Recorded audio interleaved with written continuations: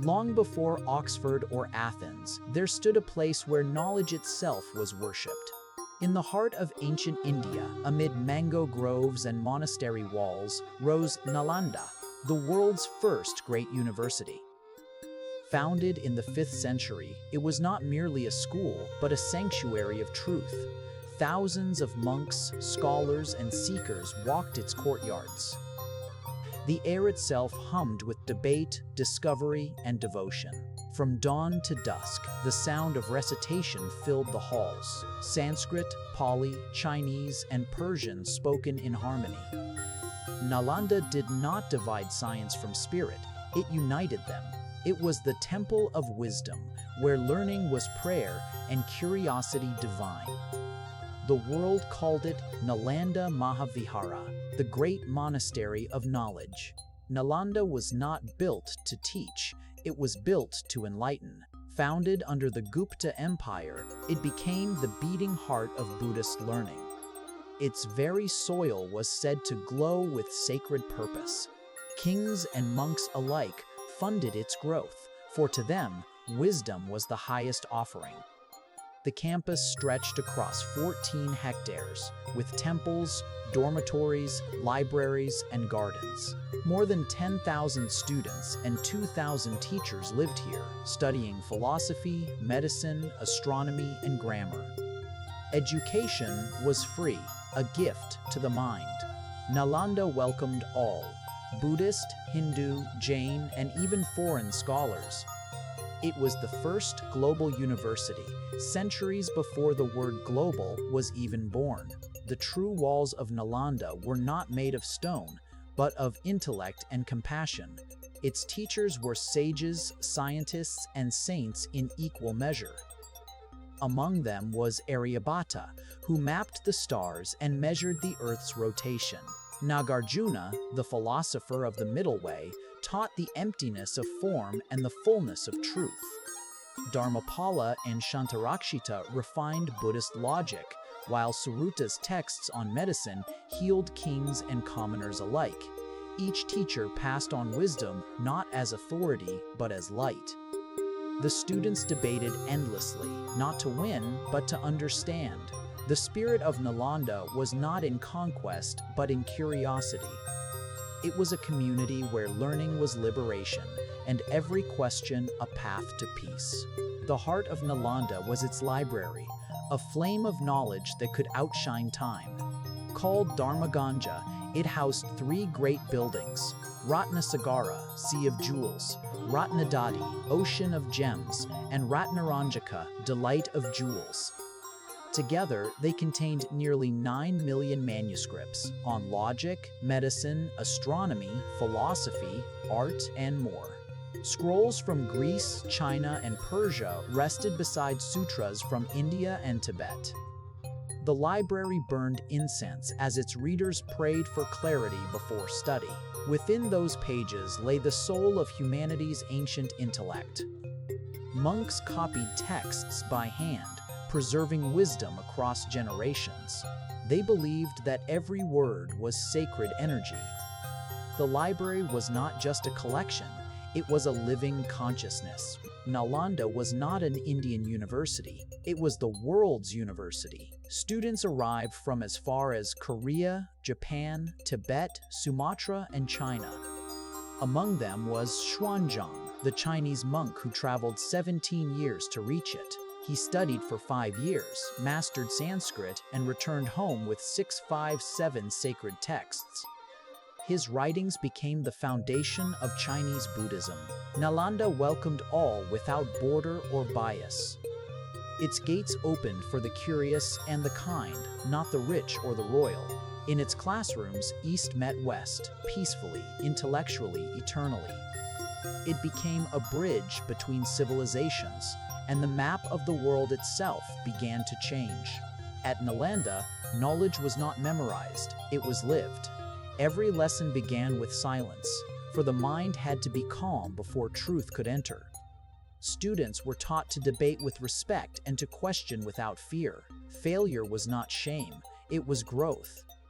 Teachers were not masters, they were mirrors, reflecting the light within their students. Knowledge was seen as a moral act, not a possession. Wisdom, they taught, is not knowing more, it is understanding deeply. Nalanda's philosophy united intellect with ethics. Learning was liberation, and ignorance the only chain. In its classrooms, humanity practiced the art of enlightenment. Nalanda's secret was balance between science and spirit, reason and revelation. Astronomers mapped stars, yet bowed before truth. Philosophers dissected the soul, yet honored mystery. The monks studied medicine and compassion as equals. Logic sharpened faith, and faith softened reason. This harmony made Nalanda invincible, for no dogma could conquer an open mind. It was not religion against science, but religion as science. Knowledge was sacred not because of gods, but because of truth. The torch of inquiry burned bright, and in its light, humanity walked forward. Nalanda became the proof that enlightenment is not found in temples, it is built in classrooms of compassion. For 700 years, Nalanda stood as a symbol of order in a world of chaos. While kingdoms rose and fell around it, its bells rang with calm. Travelers found peace under its red brick towers, where birds nested beside manuscripts. Emperors sent gifts, poets sent verses, and pilgrims sent prayers. Its teachers served as diplomats of wisdom, spreading harmony across Asia. Nalanda became more than a place. It was a promise that knowledge could unite where swords divide. For centuries, it thrived as the light of learning across the East. In its silence, the universe spoke. In the 12th century, one night of fire erased 700 years of light. When Bakhtiyar Khilji's army invaded Bihar, they set Nalanda ablaze. The libraries burned for months, the oil in the manuscripts feeding the flames. Monks were slain, scrolls turned to smoke. The sky glowed red with the death of wisdom. It was not merely a loss of books, it was the loss of memory. 1,000 years of science, medicine, and philosophy vanished into ash. The silence that followed was deeper than death itself. But even as fire consumed the walls, Nalanda's spirit did not die. For knowledge, once kindled, cannot truly be killed. Centuries passed, yet the ashes of Nalanda still whispered. The world forgot its name, but not its essence. The ideas it birthed traveled through Asia, shaping Tibet, China, and Southeast Asia. Its teachings lived on in sutras, in medicine, in art, in the quiet pursuit of wisdom. Historians rediscovered its ruins in the 19th century, and the world awoke again to its greatness. Nalanda was not a relic, it was a reminder. A seed buried by time, waiting for memory to bloom again. Knowledge lost can always be relearned. The flame that once burned in Bihar still glows, in every scholar who questions, every student who dreams. In 2010, after nearly 800 years, Nalanda was reborn. India rebuilt the university as a symbol of global peace and learning. Scholars from dozens of nations gathered again under its banner. The old ruins stood beside new classrooms, past and present, hand in hand. The vision of Nalanda returned, not as nostalgia, but as necessity. For the world once divided again seeks unity through wisdom. The ancient motto remains unchanged, a mind without borders, a world without fear. The rebirth of Nalanda proves that ideas, like souls, reincarnate. And wisdom, once awakened, never sleeps again. Nalanda's story is not of loss. It is of light that refuses to fade. It teaches that true education is not memorization, but transformation. That wisdom must serve compassion, and learning must lead to peace. The walls may have crumbled, but the idea still stands, that knowledge can conquer darkness. The Library of Nalanda was the first lighthouse of civilization, and its beam still guides the human mind.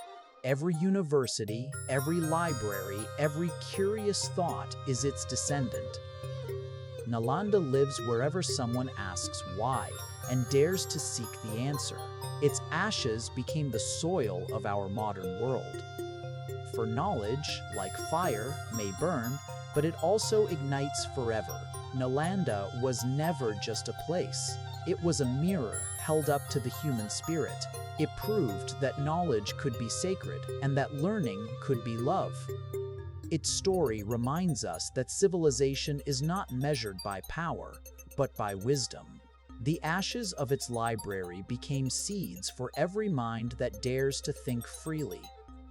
From its ruins rose the spirit of inquiry, reborn in Baghdad, Cordoba, Alexandria, and beyond. Nalanda's silence speaks louder than any empire's roar. It tells us that even when ignorance burns the pages, truth survives between the lines. Its flame now lives in every classroom, every library, every curious soul. The monks may be gone, but their purpose endures: to seek, to share, to awaken.